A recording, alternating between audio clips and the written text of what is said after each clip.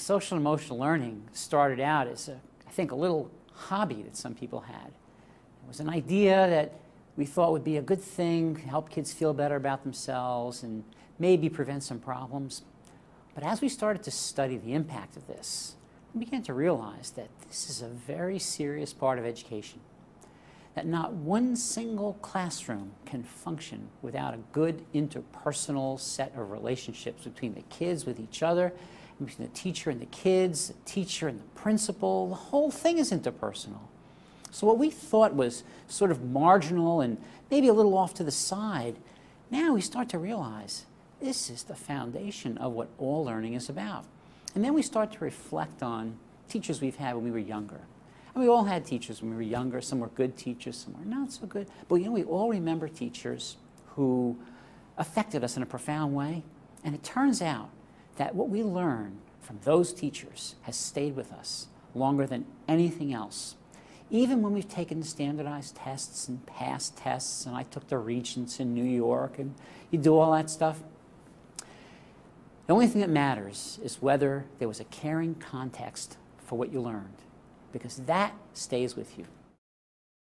My own view is that we're starting to realize that social and emotional development is an absolutely essential part of academic success and success in life.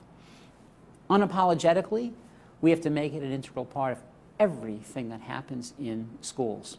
And when that happens, I think we're going to have schools that are more productive, and I think we're going to even transform kids to be the kinds of kids that I think we talk about when we say, well, we want our kids to become better citizens. We want our kids to be more caring.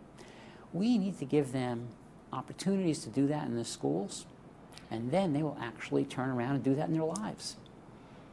So I am very excited about where we're at right now, but we're at a crossroads. The crossroads is that it's not something that only happens in classrooms. It's not something that only happens in programs.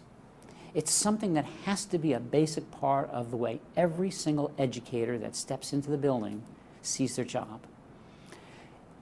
Teachers, principals, psychologists, social workers, counselors, every school staff member. If you ask them, what are you doing here? Their first answer should be, I'm here to promote the social and emotional and academic development of children. That's my job. That's what I'm here for. And we're going to do this in a collaborative way, and that's how we have a chance to be successful. But we're not there yet. And that's the big challenge that I see. Now, I'm involved in a project in New Jersey called Developing Safe and Civil Schools. And the State Department of Education, New Jersey, has mandated our project to try to bring social and emotional learning to all 2,400 New Jersey schools. And we have over 600 districts, and we're going to do this.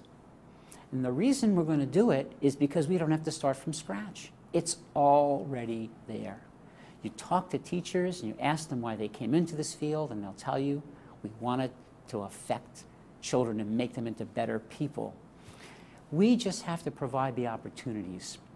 And I think we'll find that when we build from the bottom up, when we take what's already in place, tweak it, nurture it, and most of all, interconnect it, we are going to be successful. The analogy that I like to use is that of a quilt.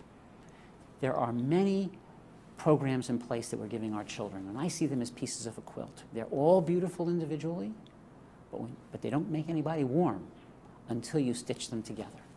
2 pieces, 3 pieces, 4 pieces, stitched together coherently, cohesively. And we don't know, nobody knows really, how many pieces of a quilt it takes to make a child warm. But I do know that it doesn't take covering the absolute entire body of the child. We just have to keep stitching those pieces together, and we are going to find ourselves being successful. We're going to reach the tipping point.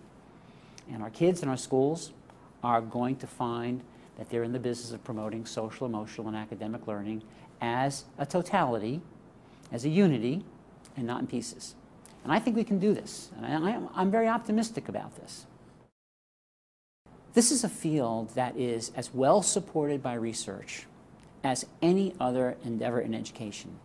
It's as well supported by research as most of what we know about psychotherapy and other kinds of interventions. We're talking about a field that makes sense in our hearts, it makes sense in our minds, it makes sense in our data, and we can do it. So I think this is something that really can join us all together across disciplines and not just leave no child behind, but dedicate ourselves to moving every child forward as far as their potential can take them. That's an exciting and fun thing to do.